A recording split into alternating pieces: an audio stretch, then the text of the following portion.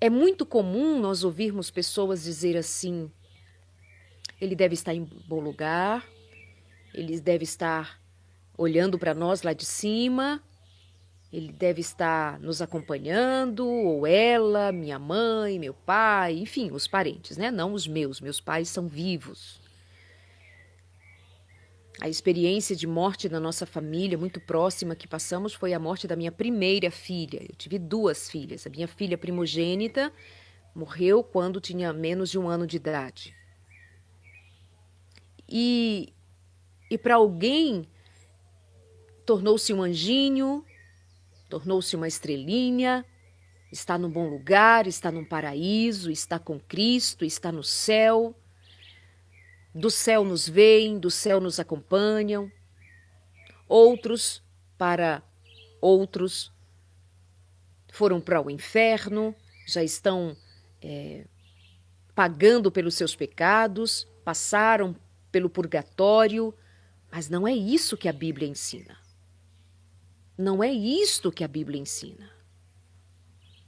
Nós já falamos disto aqui outras vezes, há um tempo atrás, mas sempre tem gente nova, sempre tem gente que precisa também ouvir a palavra para ser vivificada a sua fé e a sua confiança, tendo como base estritamente a palavra de Deus. Agora, irmãos, nós não queremos que sejam ignorantes quanto ao que acontecerá aos que já morreram. Não sejamos ignorantes, diz Paulo, ou seja, não sejam pessoas sem conhecimento sobre o que vai acontecer aos que já morreram, para que vocês não se entristeçam como aqueles que não têm esperança. Ele está dizendo, se vocês conhecem a Cristo, se vocês conhecem o Evangelho, então vocês não podem viver sem esperança, porque o Evangelho em Cristo Jesus é a nossa esperança, Jesus Cristo é a nossa esperança, porque nós cremos que Jesus morreu e foi ressuscitado, também cremos que Deus trará de volta à vida com Jesus todos os que morreram.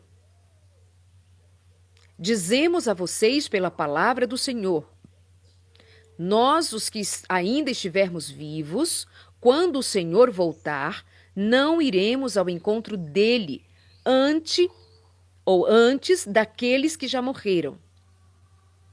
Pois o Senhor mesmo descerá do céu com um brado de comando, com a voz do arcanjo e com o toque da trombeta de Deus. Primeiro os mortos em Cristo ressuscitarão. Depois, com ele, nós, os que ainda estivermos vivos, seremos arrebatados nas nuvens ao encontro do Senhor nos ares. Então estaremos com o Senhor para sempre. Portanto, animem uns aos outros com essas palavras. Se nós tivéssemos só esse texto, nós teríamos a certeza da fé que Paulo tinha e confiaríamos de que Paulo estava certo do que ele pregava, porque ele não era um qualquer, mas um que fora chamado pessoalmente pelo próprio Cristo para ensinar a sua igreja, para ensinar aos que foram chamados e aceitaram o Evangelho de Jesus Cristo.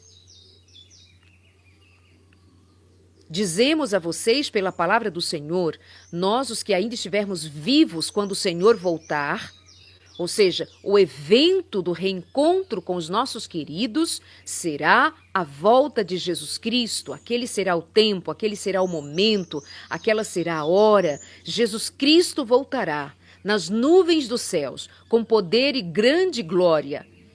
À vista de todos, do Oriente ao Ocidente, todos verão Jesus Cristo. Não será um evento isolado, não será um evento escondido, não será um evento visto por uns e outros não. Não será um retorno de Cristo secreto. A volta de Jesus será com alaridos, trombetas, relâmpagos, trovões.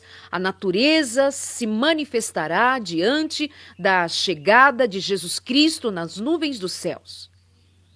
Aleluia! Jesus Cristo não colocará os seus pés na terra. Jesus Cristo disse que os falsos cristos profetas, os que já surgiram ao longo da história e os que ainda surgem e que surgirão, poderá um destes dizer, se fazendo passar pelo Filho de Deus,